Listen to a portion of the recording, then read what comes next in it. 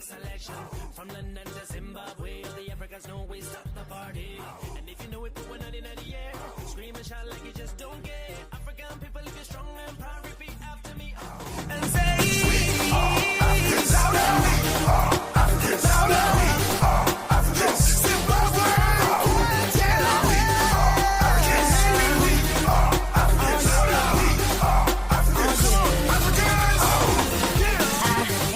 African child, Zimbabwe is where I be from.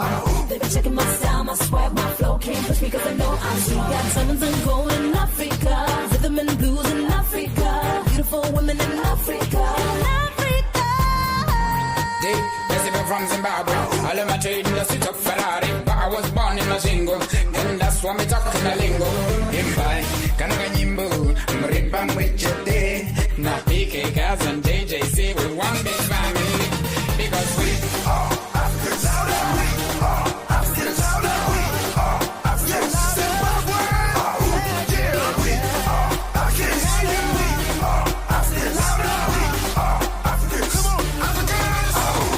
Me a roll out the ghetto, me a youth from Africa. King Selassie rule from Malta, Africa. The best body guy. I'm from Africa. All the diamonds and gold from Africa. 27 years him spent in a prison just to liberate people in Africa. Nelson Mandela. From Nigeria to Zimbabwe, UK back to Africa. We never culture rare as denial. Everybody on the African style. Our music make you go wild. I know you get it. We flex, we dress to impress. We call for the best, put us to the test. And it ain't no stress, no settle for less.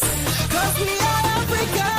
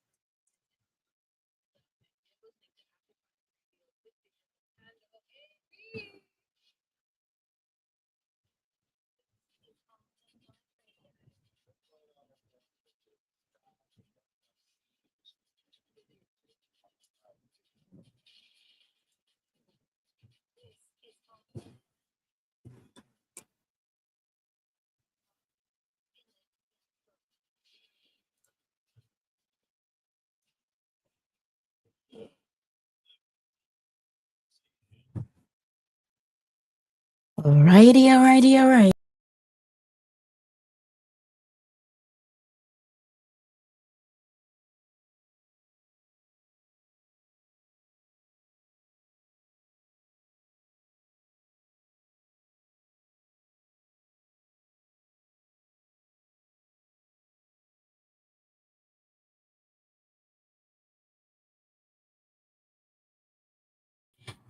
Anyway, good morning, guys. I am so sorry for the technical issues, but good morning, good morning, good morning.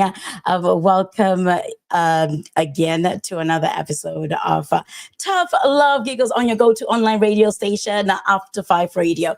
I'm dedicated to celebrating Africans in the diaspora. I am your host, aka the Hype Lady, Miss Tando Amy, coming to you live all the way from Canada. And today's show is extra special.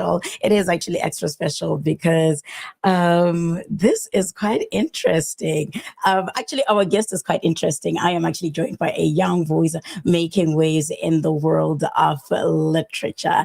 And at just a young age, she already published a powerful book entitled I Am More Than the Black Girl, which is actually a bold statement of identity, resilience, and breaking stereotypes at this very young age.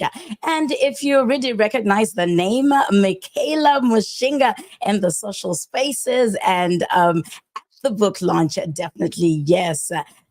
Storytelling runs in the family. So we're just going to welcome Miss Mikaylah Mushinga. Good morning, good evening on your end, I believe. Good end of the afternoon. How are you? I'm fine. How are you?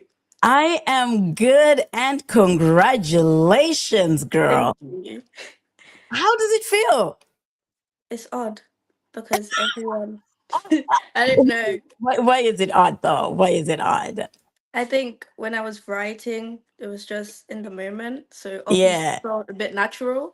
And then Yeah. now it's released and everyone's like, oh my God, what an amazing achievement. I'm like, oh, thank you. Right. And not what people expected to, right? Yeah. Oh, this is awesome.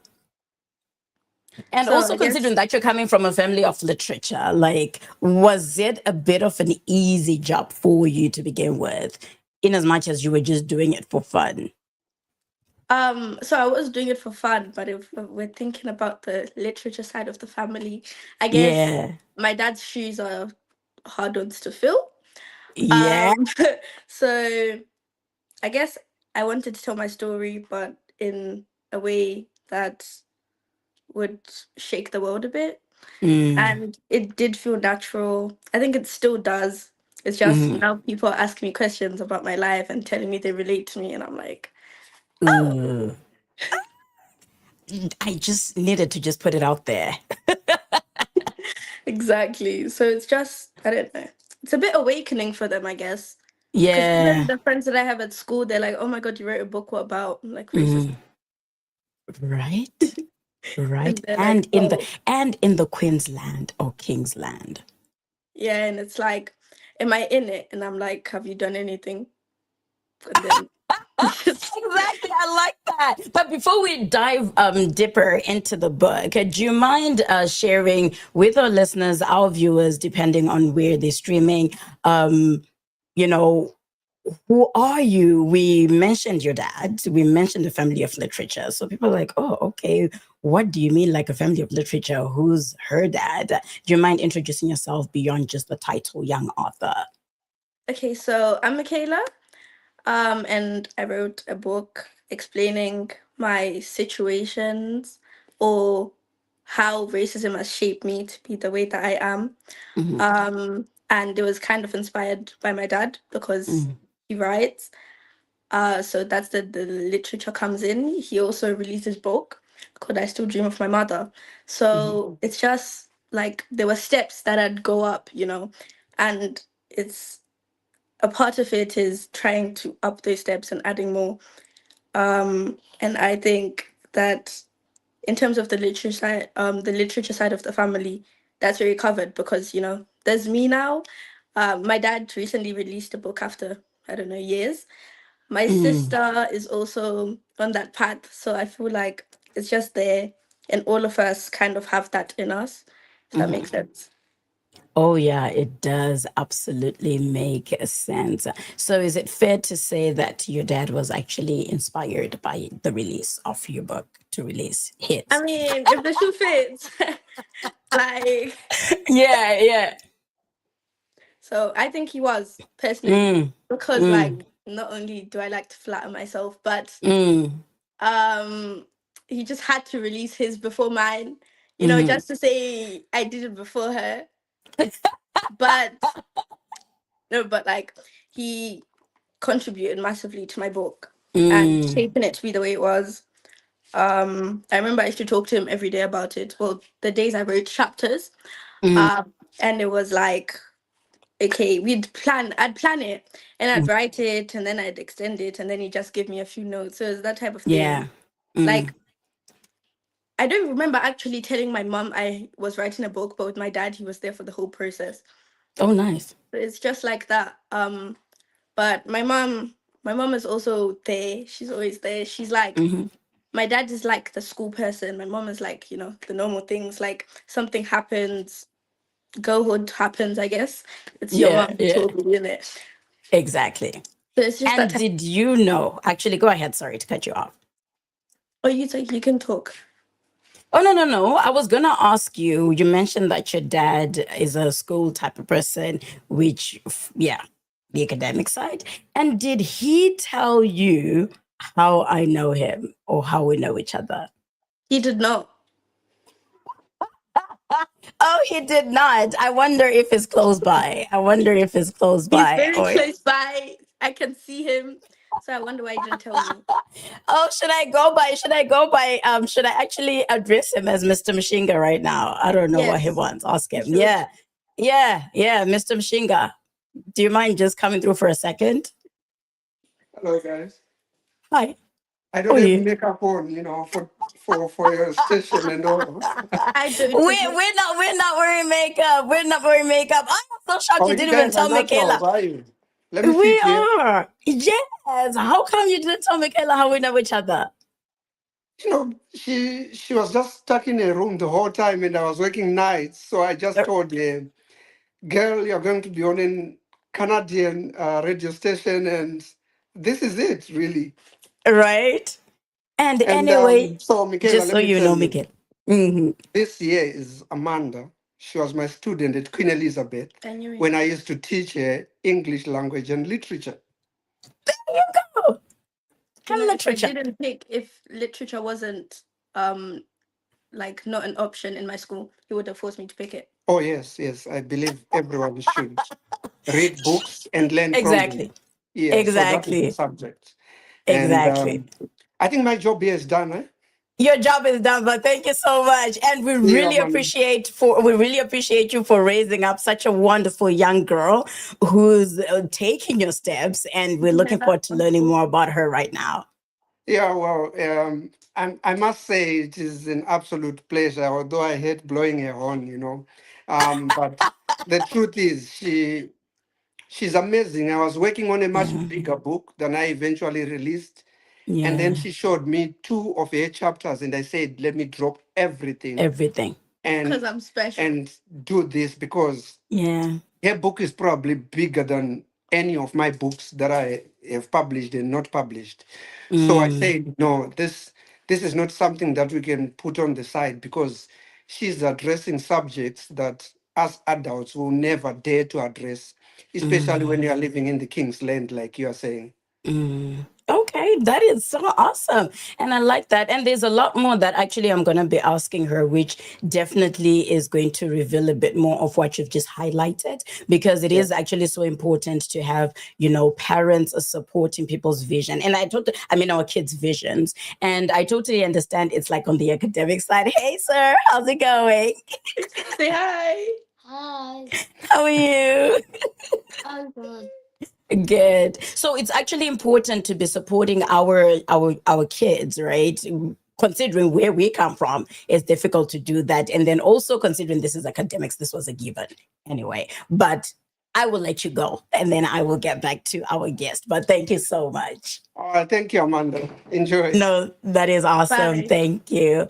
And Mikaylah, back to you. At such a young age then, what inspired you to start writing other than having it in your blood? Because even if literature was there, I don't think he would have forced you, because I think it would just come naturally with you to say, you know what, I think I want to do literature. Because if you ask your dad back in school, we had an option when you're, I think, O-level A stage, where you have an option to choose between literature, Bible knowledge, and Shana. And it was a no-brainer that I got into literature.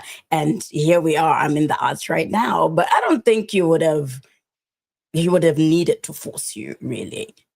So, once my dad was telling me about my siblings, and I don't know, we're having a conversation, and he asked me what my thing was. He said, I'm good at everything, but I need to have a specific, because obviously you can't exactly do everything in life. So, he told me Thierry does football, Chloe does singing, or she's into that right now.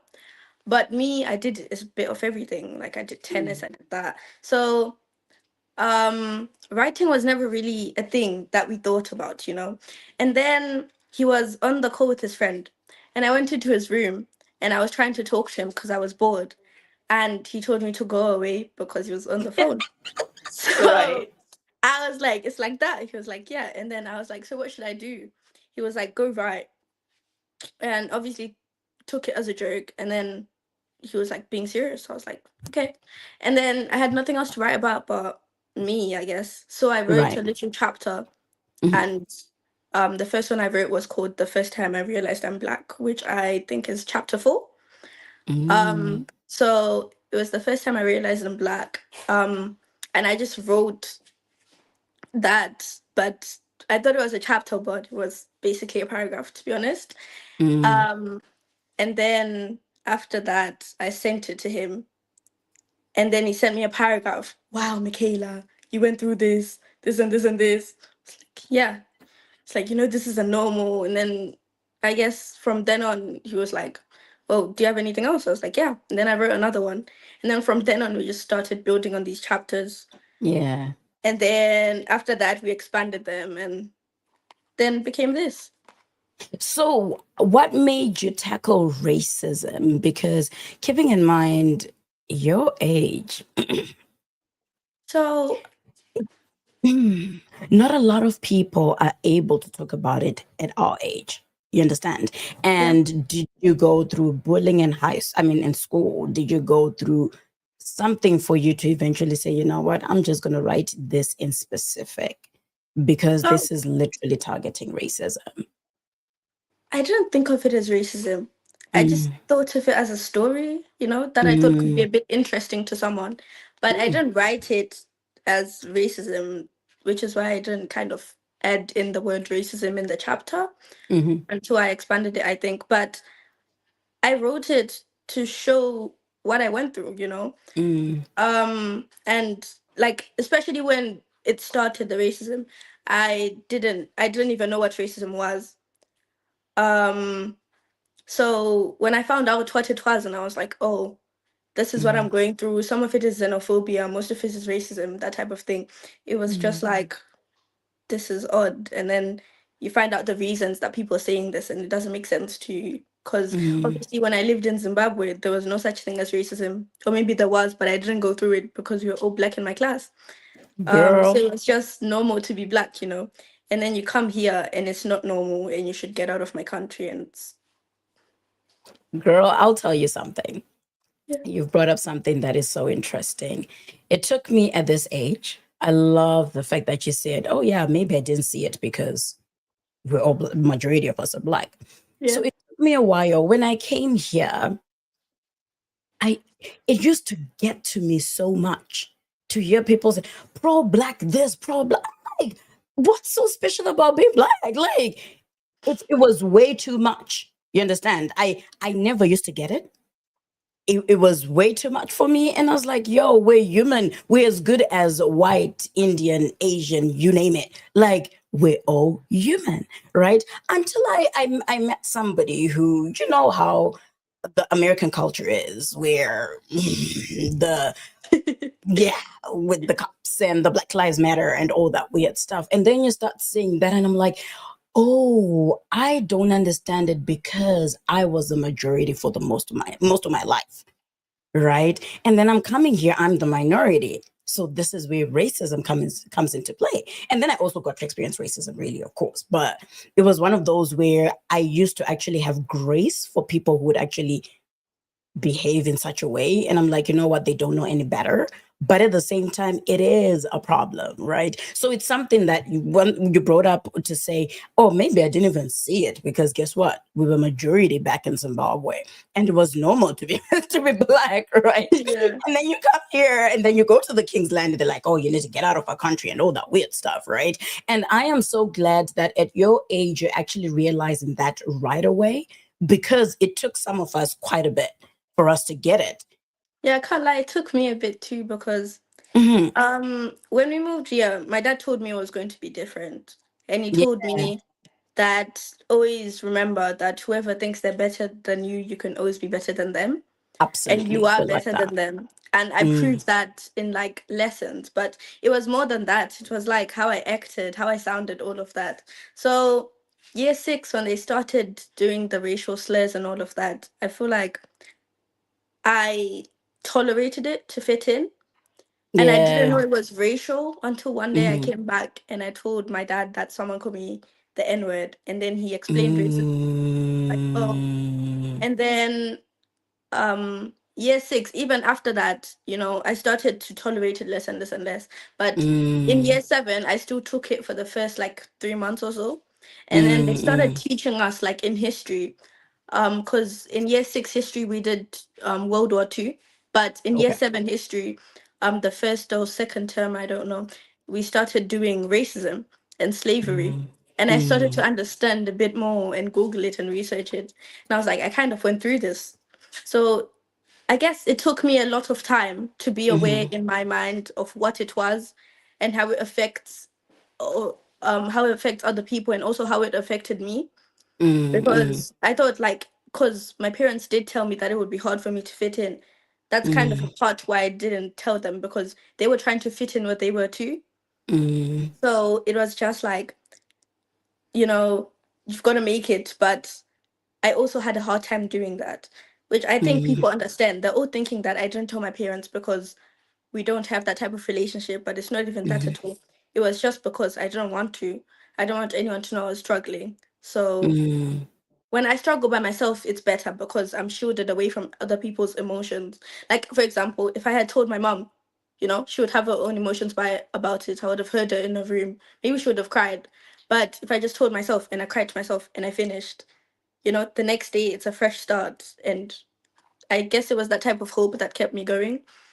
But at the same time, if I could tell myself something then, I would have told myself that this is intolerant, and just thinking it'll be better the next day won't work if I'm not telling them what needs to be better. mm. So And it's you know just, what? I think it's because of where we come from. As you're speaking, it's just reminding me of the young me.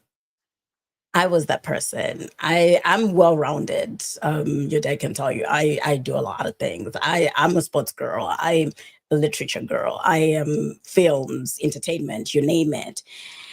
And at the same time, I don't know what it is about, African girl children or girl child, where we feel like we need to protect everybody.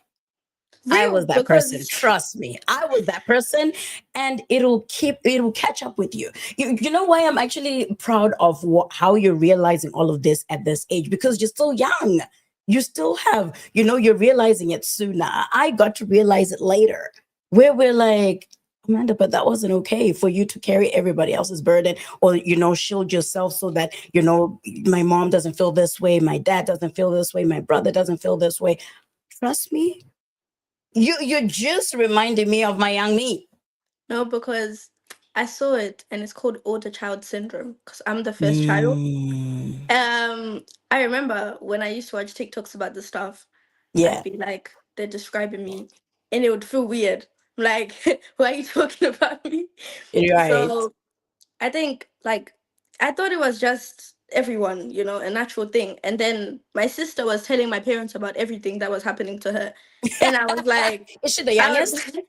my brother's the youngest. He's 5, but my Okay. sister, she Okay. just turned 10, and then she was 7, 8. And she used Yeah. to tell them everything. One day she'd Yeah. come back and she'd be like, I had a very good day. The next day she'd be like, oh, today was kind of bad. Like, they didn't want to talk, Mm, they didn't be with me. But me, mm. Mikaylah, how was your day? Amazing. It was good. It It was was so good. nice. In as much as And it wasn't then, good. Yeah, and then at one point, they stopped asking because my day was always good and it was just focused on the academics. So Right. it's just, I don't know. I feel like it Yeah. was a natural thing for Yeah. me to care about everyone else and shield my emotions until I'm by myself and come out of that shell alone and go back into it alone as well. So I guess it was just that time. But I couldn't shield it from my brother. That dude's always next to me. So he always knew and he saw me every day. So Oh God. I don't know if you remember when he's older, but he was actually the one that was a huge aspect of, me getting out of that deep hole I was in. Oh, nice. So yeah, it's me and my brother. Oh, that's a blessing. Bless him. So can you actually share like some of your personal experiences or moments that actually shaped the stories behind the book? Because of course it's some stuff that you were not able to talk about, but then now that you finally put it out there and in the book, do you mind sharing some of the experiences or personal moments? Yeah. So I'm not gonna spoil the book, but Definitely. And they we want to go and get it. So there are small moments and there are big moments. Like my Yeah. biggest aspect of this whole, being black in the UK thing is I got attacked. I got jumped by this boy. In year 7? In year 7, January 2024.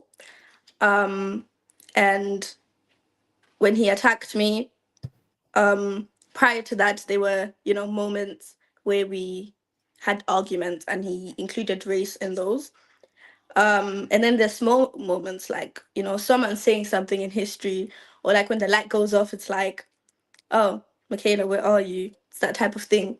So I guess it depends on the scale, because if you're saying a 1 to a 10, like the fact that now, after that whole, accident, I think that someone turning off the light and saying, where are you to me is very big, because at one point I thought that was the biggest thing to ever happen to me, And then I realized that there are things that can happen just because of the color of my skin. So it's just a little tweak, into the Just book. a little. Definitely, we will get the book. And at the end of it, we're going to ask where to purchase the book, because this is something that I would love to kind of go through and what have you, because there's so many things that, we've had to learn thanks to exposure or coming out in the Western world versus what we already know in Africa. And, and you're like, wow, this is so eye-opening. And up until now, people back home may never understand, right? Or they might think we're overreacting, or they might think, oh, nah, you're just like, what do you know about racism? Oh, yeah, it is actually legit and it happens, right? And I am actually so proud of you that, in as much as we didn't get into detail on what it is, because we're definitely going to be getting the book and read it for ourselves. That is phenomenal. And with that, before I forget, actually, as we go, I have one of my buddies here, Randy, who was tuned in. Thank you so much, Randy. Randy is half Nigerian, half Jamaican, I believe. Yeah. And he would actually totally understand these topics. I got to work with Randy on one of his projects. He's amazing. But thank you so much for tuning in, Randy. And please, guys, was that sorry? I said hi to Randy. Hey, Randy. I don't know if he's still there, but yeah, this is quite interesting. And guys, if you're actually tuned in right now, let me know where you're tuned in from. And definitely I'll try and go check your Instagram comments, because for some reason they actually don't show up on this live stream. So I'll be checking and then I'll be coming through and then I will give you guys a shout out. But anyway, as we move forward with the interview with with Mikaylah, how have people responded, especially the young readers, considering that, some people may actually be afraid and be like, yo, how did you manage to tackle that, as we mentioned earlier, Aina? So how have people responded, especially your age, to your message of identity, belonging, and breaking stereotypes? So for the Black young people that I know, the ones that have read my books, or just like the little Black community that we've created here in the UK, they're surprised. And one of my friends, Nakai, she read my book and she was telling me that she relates and that something, like that happened. So I feel like it's bringing us together a bit more to show that we all go through these things, and most of it is caused by our race. And then for the white community, none of them have read my book yet. But it's going around, that Mikaylah wrote a book because the principal like found out, it was mentioned to the teachers. Some of the teachers are congratulating me. The students are asking why. And then, it starts to circulate. I think like year 7 first found out, because our head of year, Miss Mead for year 7, she told, and then it just went around the whole school. So I guess most of them know now. So the people in my tutor, some of my friends, they were asking, like, first they asked, how much are you making? I was like, I don't know. I haven't Today's released it yet. generation, I cannot. With today's generation, I cannot. Like, everybody wants to be on TikTok. Oh, how many numbers do you have? How much are you making? Oh yeah, are you actually on Twitter or Twitter? It depends where you're coming from or where your accent is. But yeah, Twitter, wherever, and then TikTok, and then Facebook, and then what else is new? What else is out Instagram. there? Instagram, yeah, Instagram. Snapchat's the big thing though. You know what? I used to be a crazy Snapchatter. I cannot stand Snapchat right now. I can't. I was one of those TikTokers on Snapchat. Right now, can't. I didn't realize it was that big. No, I feel like I didn't realize at first. Like when I was in Zimbabwe, I downloaded Snapchat purely for the fact that it had filters and they were funny, and I downloaded it.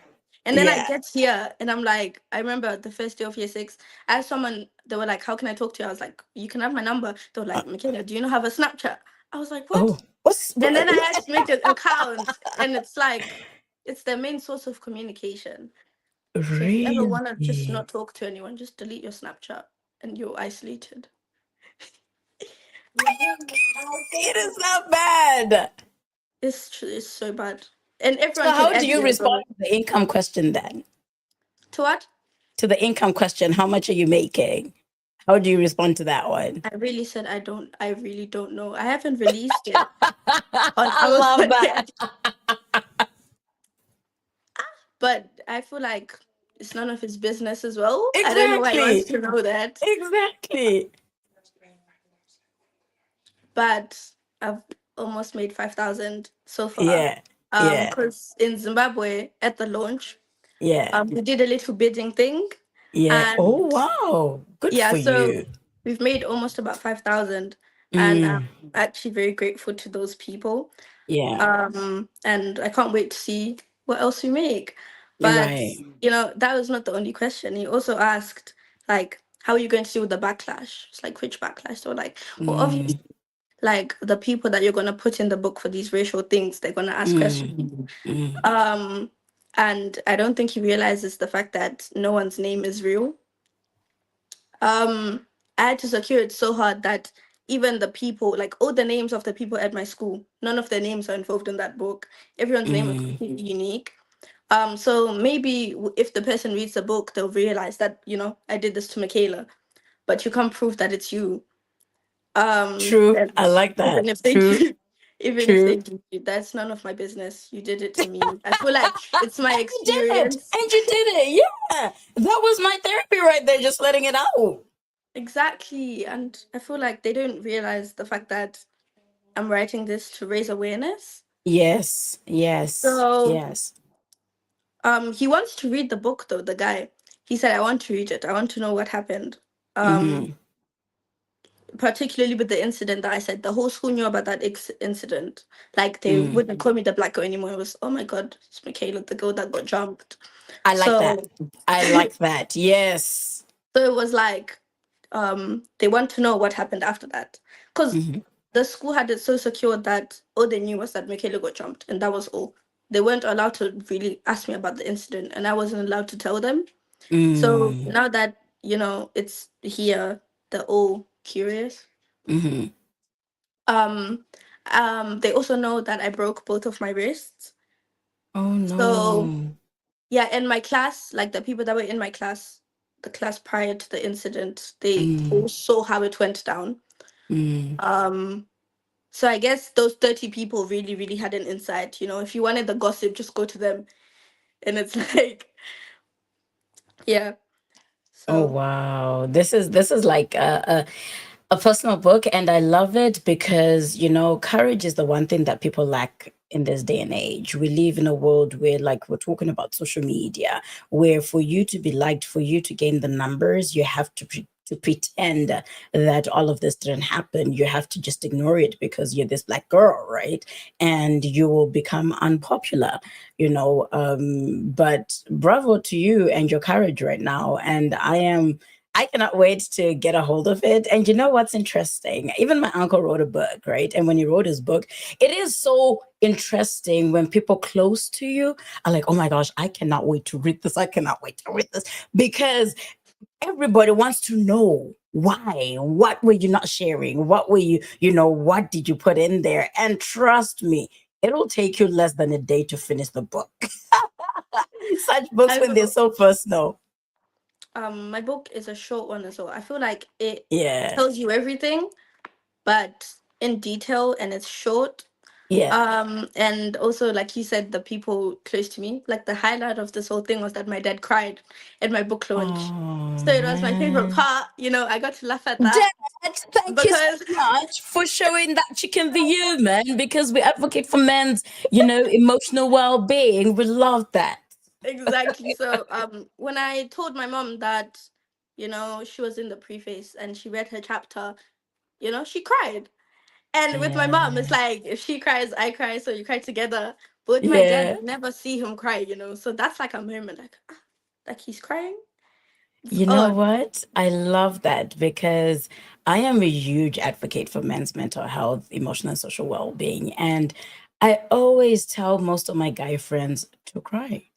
I tell them it's okay, it's normal, you're human. But society has this whole thing that, oh, men shouldn't cry, you need to man up, you need to da da da da. This is why you see so many frustrations out there where people are hurting, people, are attacking other people for no reason, because they have so many wounds within them, right? So much that they don't know how to express themselves, right? So just those tears, we say bravo to you, Mr. Mushinga. We love it. We love it. We love it. Sorry for being exposed live on air. But I just hope it actually also encourages men out there to say it's okay. You understand? This is your baby girl. This is you needing to protect her, to say, oh, wow, you know what? At least this is, now I know this. And, now I'm able to ask the difficult questions, right? Whether it's comfortable or not. Now, Mikaylah, when she says, oh yeah, I'm okay, actually say, are you really okay? And I'm hoping, considering that, her brother is the one that actually got her out of the shell, hopefully now you're able to talk, Miss Mikaylah.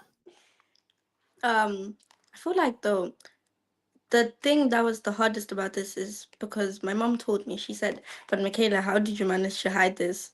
Because I'm a very open person.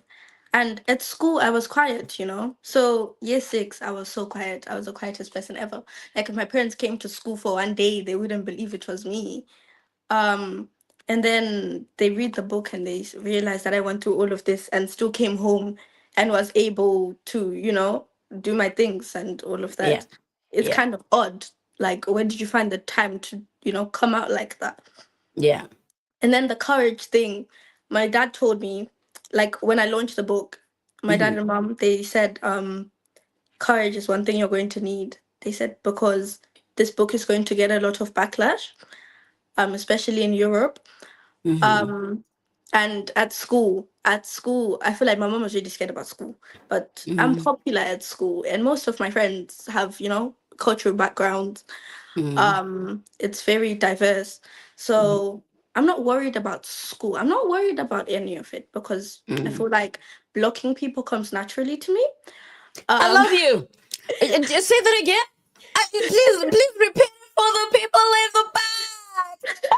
So I'm a blocker. Mikaylah, I don't know. I think me and you, God, trust me. A lot of people, like this sister of mine who's based in Edmonton. I used to live in Edmonton. So my sister used to say, Amanda, no, stop. This block button was created for you. Why do you always?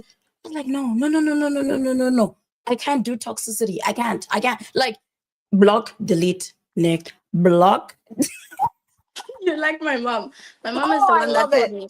She said that if someone causes problems to you, then block by all means. Yes. Yes. For your own peace of mind, darling. For your own peace of Like, mind. I like that. and I think I've grown to accept the fact that, even at Yeah. school, I can just stay Yeah. by myself. I Okay. enjoy my own company. You have That's why I'm to. always in my room, even though my parents think it's for like, I don't know, always on my Mhm. phone. Sometimes, even if I sleep alone, like Yeah. at school, it's 6 hours of your day, Yeah. out of Yeah. 24. Like, Until and you then you start get working, home. until you start working, it's gonna be 8 to 12 hours. But anyway, enjoy the 6. Exactly. So I feel like I'm okay to be alone. Even on the days Yeah. my friends don't go to school. It's just, Yeah. I get my food and then I walk Yeah. alone. Like, I feel like I'm not a quiet person, but I can be, even though I don't quite like it, I can be. It's okay, to be quiet. And sometimes I even have conversations with myself and I think I'm crazy. Because why are you talking to yourself? But it's just, I feel like Oh my people gosh, don't you are realize so it. cute. You are so cute. I I think we should stay in touch because you know what? Because I would love to relive my young days. You just We can reminded live me of it. vicariously through each other. Exactly. That is amazing. And when I do come there, I would definitely come and visit you guys. The last time I came, I don't know if you're already in England. I came in 2022, and yeah, it I was think that's just when I arrived. yeah. We I got think I here. think that's the year that you guys arrived. Yeah, Yeah. but because I came earlier in the year, and then I actually noticed that that's where you guys moved. But this is so phenomenal. I love it. I say shout out to your mommy. We love your mommy for telling you that your peace cannot be disturbed by other human beings. We cannot. We cannot. Your peace comes first. But over to family, as we're still talking about family right now. Your father, Charles Mushinga, also wrote a book, as you've already mentioned. Do you mind showing us both books? This is so amazing. I love it. I love it.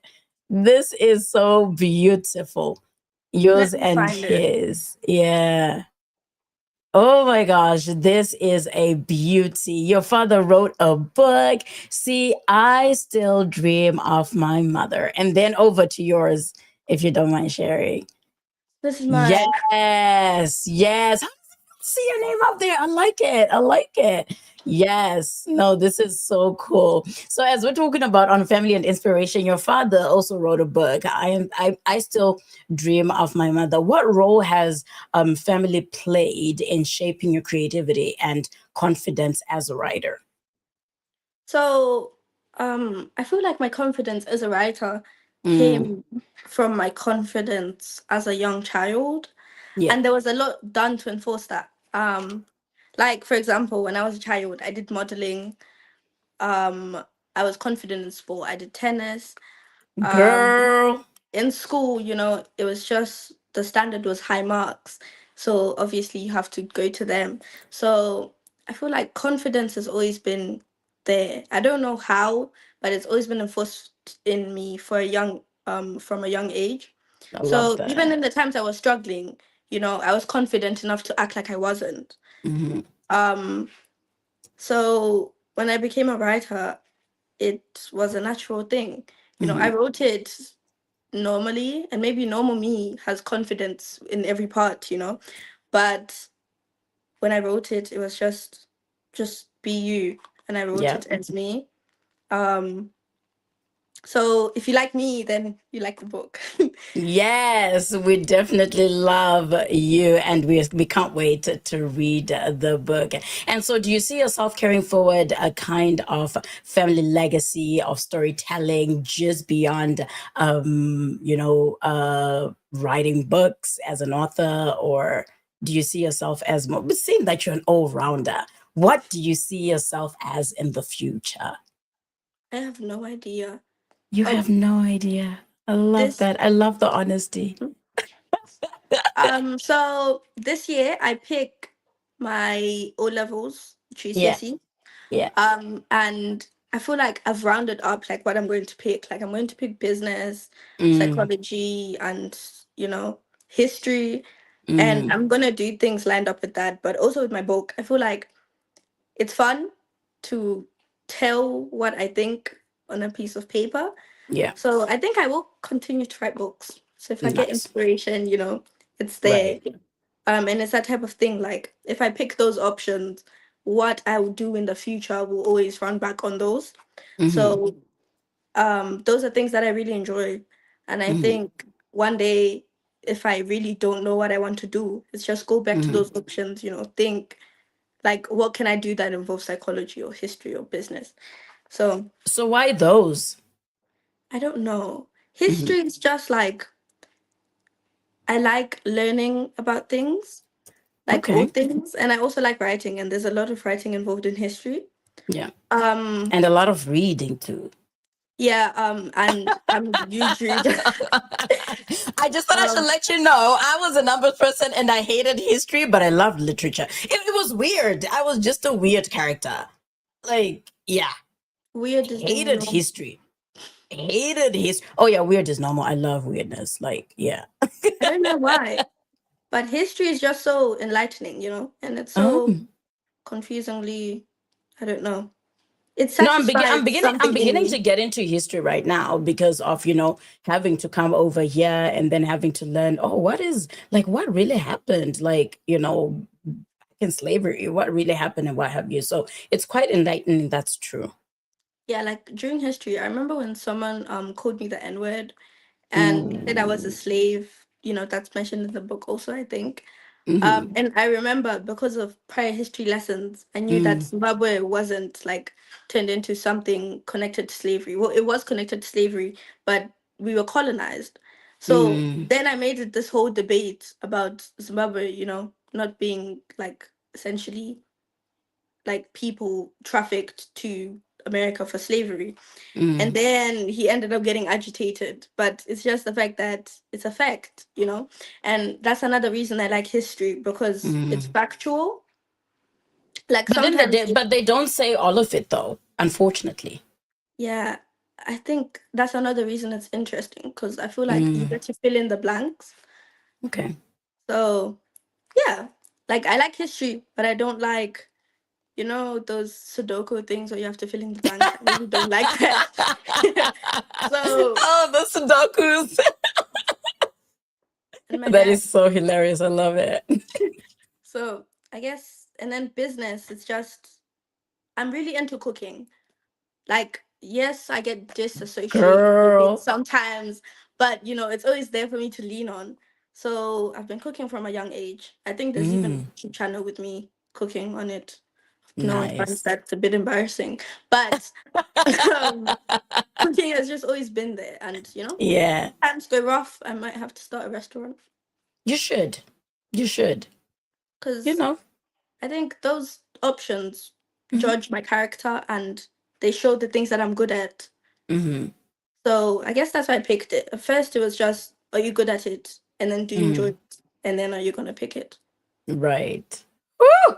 We like that, and definitely there's gonna be challenges that come with it. And then speaking on challenges and growth, what challenges have you actually faced so far as a young author, whether in writing, publishing, and considering that the topic that you're talking about is quite interesting, thought-provoking as well, where a lot of people are gonna be, it's gonna touch a whole lot of people in different ways, but definitely, I'm sure you kind of faced a bit of challenges, and so which are they?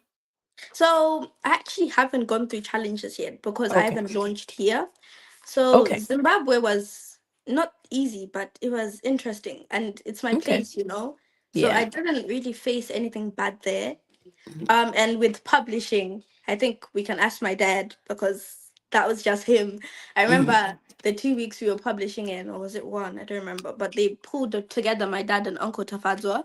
Mhm. Um, the whole publishing process together. So like with the challenges with that, I guess we'll have to ask them, because I was at my cousin's the whole time. But I guess I'm How yet to about see being the taken challenge. seriously? How about being taken seriously? Do people actually take you seriously since after the launch? They do. It's so odd because I don't know. Yeah. I went on TV in Yeah. Zimbabwe. I went on Capitalk. I went Yeah. on ZTN. Yeah. And they and here as well. So I wonder how they will portray me in Canada. And No, you'll be in fine. Zimbabwe, You'll be fine. in Zimbabwe, it went well, the radio things. Mhm. I guess they asked me questions that I really had to think deeply into. Because obviously, because you don't know the questions, it's not like staged. Yeah. So when you think about the question and you really reflect inside your head, like, oh, I kind of went through that, It's Yeah. quite Yeah. Absolutely. Absolutely. And also, so what do you call it? What have you learned then through your journey so far about yourself? So in year 6, I thought it was just me. I thought I was odd because I went through all these things and no one else really talked about that, Yeah. And then I guess when I released the book and in the radio interviews, they were telling me that like some people in the comments were telling us about their experiences. And I was like, they actually went through this. And I remember when I was writing, when I got blocked, I would like go on Google and I would, see other articles to inspire me a bit. I always saw something different, and it was very, I don't know, enlightening that it's not just me and I'm just like everyone else. And I felt like even though it was selfish for me to think that it's very, like, I don't know, it's very good. It felt nice for me to see that I wasn't weird. Yeah. Even though I kind of am, I guess. And love it and embrace it, darling. Love it and embrace it. So radio, Google, all of that, I feel like it's just told me that what I'm going through is not weird and it's normal, even though it shouldn't be. But racism is the new normal for Black people. And the white people, they grow up, some of them are different because their parents tell them that, this is the normal. But with the others, the minority, they have those traits in them. But it's just that very odd person. But most of them are just, they're kind. So the first few weeks actually, I didn't go to school. We used to go to the park, used to walk around, and they were good experiences. People ask questions like, where's your accent from? Or they play with my brother and all of that, and we'd explain, and they'd be like, oh, that's wonderful. And I think they really just enjoy learning about new cultures. And then there's a few bunch that just think, ew, So I think when something is shadowed like that, like you see so many nice people, and then there's just one that's just trying to bring you down. It's weird. It is weird. So, question, do you find some people come to you and want to touch your hair, ask you, oh, can I feel your hair? Oh, I go through that all the time. And what do you make of that? What do you make of that? I think it's become normal to me. At first, I really enjoyed it that people found so much. Yeah, fascinating. Yeah. They want to learn about it, is what I thought.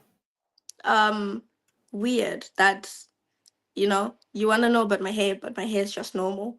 And then I realized, oh my God, theirs is straight. And then I started learning about different hair types. Like mine is 4C, theirs is A or whatever. And they started learning about that as well. Okay. So at first it's just normal, of course you can touch my hair. And then it becomes everyone's trying to touch your hair.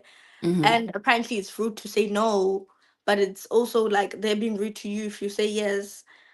And if you're in lessons, if you say yes to someone touching your hair, Mm-hmm. or sometimes they just grab it. I feel like if you ask, it's okay, but if you don't, why are you touching my hair? So sometimes they grab it in lessons, Mm-hmm. and you can't exactly say anything. So you put your hand up, you're like, you just touched or grabbed my hair. It's like, oh, Mikaylah, whatever, it doesn't matter. But most of the teachers really do think that, that's not appropriate, even when you say yes. So I've just made it normal for people not to touch my hair in lessons. But outside of lessons, if you do ask, it's completely fine. And I think Right. they really do enjoy as well, like learning about the different textures.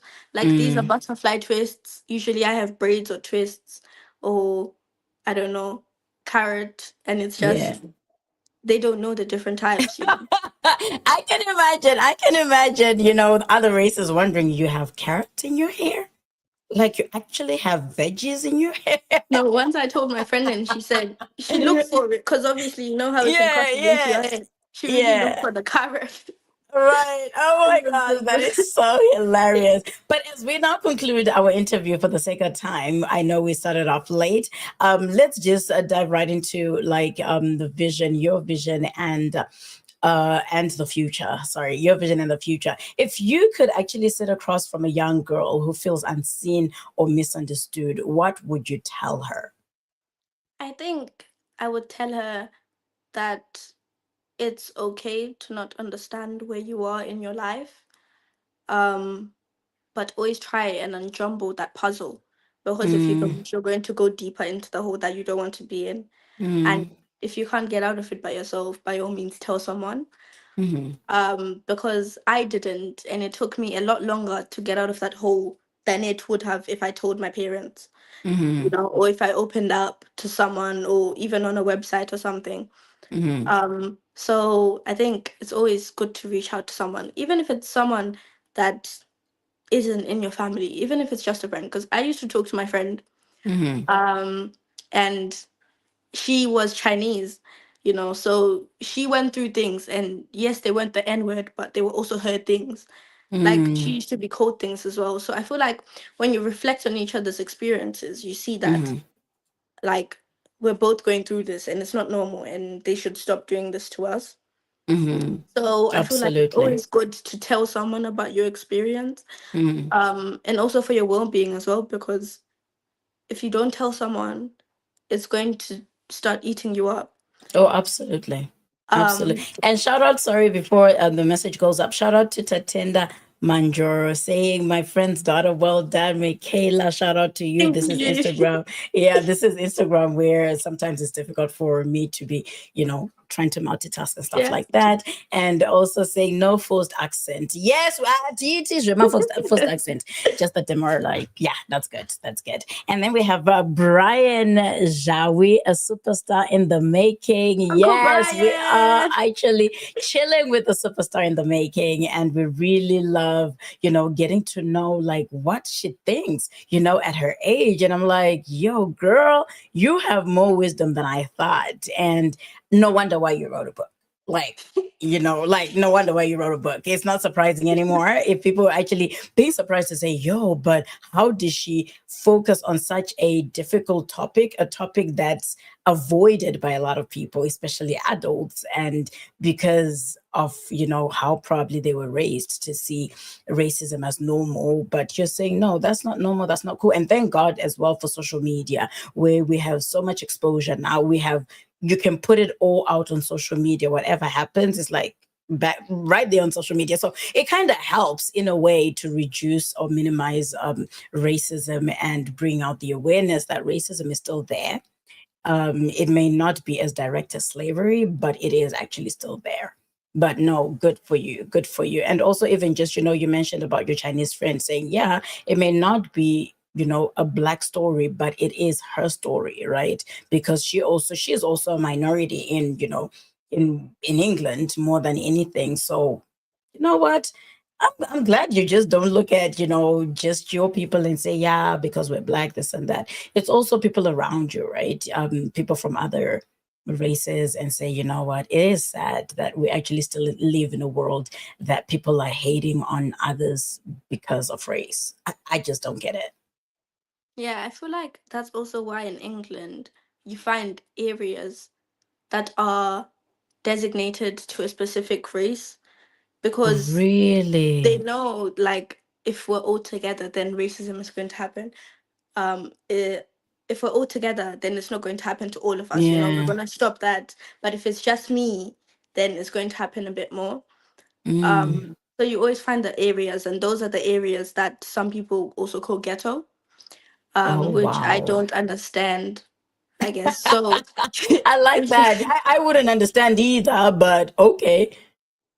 I don't know. I feel like, so because they're like, the areas are like that, they realize that, you know, just because we're all together, it's Hmm. not going to happen. But if we were alone, it's just that sort of reflection that if Hmm. I was by myself, this would so happen to me. Oh, yeah, Um, absolutely. and here in Mansfield, it's not as bad as I thought, you know, because I see that on Google and on social media that there's worse. Hmm. And some people go through it a lot worse than I do. Some get killed because of their race. And I'm Mm. just grateful that, you know, it didn't get to that point. Hmm. So I guess secluded areas are kind of good in that way. Right. No, that is awesome. And thank you so much, Mikaylah, for coming through to hang out with us, to chat with us, to tell us more about your book. But as we close, where can people find your book to support, to buy, to share? Do you have also I don't know if you're, like you said, you haven't launched in the UK. Are you going to need help with your launch, as in buying for other kids who cannot afford to get those books, or how can people support you? Where can they get? So Yeah. for the kids that can't afford, I feel like Mm. it would definitely be in libraries. Oh, And nice. for Amazon, we will be releasing in the next week. I feel like if you Okay. follow my dad's socials, Charles Hmm. Mushinga, he will definitely post when it's on Amazon. But that Hmm. would definitely be in the next week, Yeah. because he's already going through the process. Okay. So very, very soon you can order. And I think it will be around all over the world since, you know, Amazon is like worldwide. Mm. Okay, definitely, definitely we will be on the lookout for that one. And finally, what's one last message of encouragement you would want to leave with listeners today? I think my message is it's okay to be weird because we're not all the same. I Um, love it. Yes, it's okay to be weird. It's okay to be loud. It's okay to be quiet. It's okay to express yourself. It's okay to just stand out, because we're created to stand out but not to fit in. But yeah. anyway, continue. And I feel like that's your element as well, your little shell. Mm, And I feel like another message is always tell your story because you never mm. understand how it's going to help someone else and how someone else's experience is going to come out from that. Right. Oh my gosh. Like I said earlier on, guys, there's so much wisdom in this young lady, and we look forward to more of her writing. Let's start with this one right here. Definitely when we have the links and everything, I will ask your dad to share them with me, and then we can share them on our platforms, and and LinkedIn too, because that's where we need these conversations to be had, right? Where, yeah, a lot of things are being hidden, but then it actually brings awareness coming from a young person like you to say, you know what, we find some people, yeah, older people have experienced trauma and stuff like that, but if you hear it from a young person, you're like, oh my gosh, we cannot believe that this is still happening. And we really love the fact that you bring out the awareness of racism in your own way, in your own story, and being smart enough not to expose people with their real names. That is literature. That is smart writing. That is smart writing as an author. And you know what? Good job, man, and well done. Congratulations once again. Thank you. Thank you Oh so no, much. that is awesome. And it was such a pleasure hanging out with you and learning how much you are so like this young lady here, or middle-aged lady here. I don't know how you want to take it. I people look support at the it. youngness. I love that too. I support it too. But yeah, it is amazing. And I was just like, wow, I just sat with my young me. And what does that mean? Does it mean that I need to rewatch this episode and talk to my proper young me and tell her something, and remind her some of these things? But you know what? You're such an amazing, talented young girl. And we look forward to more of your writing, to more of your literature, and to It'll be even there. reading the book, to even read the book right now. Oh, thank you so much. And it was amazing to hang out with you. No. This was amazing conversation. But you know what's funny? We might even see you on radio in the next, how many years? Maybe 4 or 5 years. Who knows? Maybe you'll be I will doing be radio. there. Yes. It's manifested. It is manifested, that is for sure. Thank you so much, Mikaylah. I am actually going to say our goodbyes to our listeners. And thank you so much, guys. What an inspiring conversation with the young and talented young author, Mikaylah Mushinga, who's based in the United Kingdom, who wrote her first book that we're like, oh my gosh, I am more than that, the Black girl. Think about how, these topics are so thought-provoking, but people just don't say them.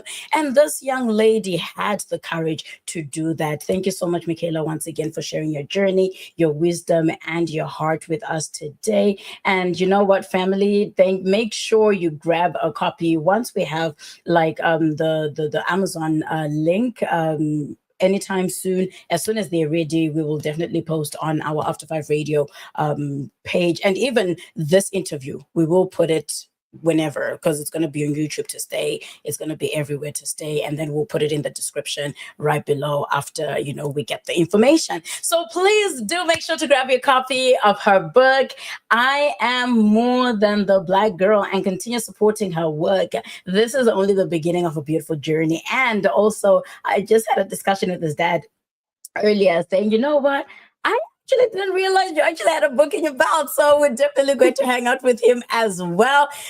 And there's a lot you need to know about that man. He's amazing. He's a good writer. He's a good literature, human being. So we're definitely looking forward to hanging out with him.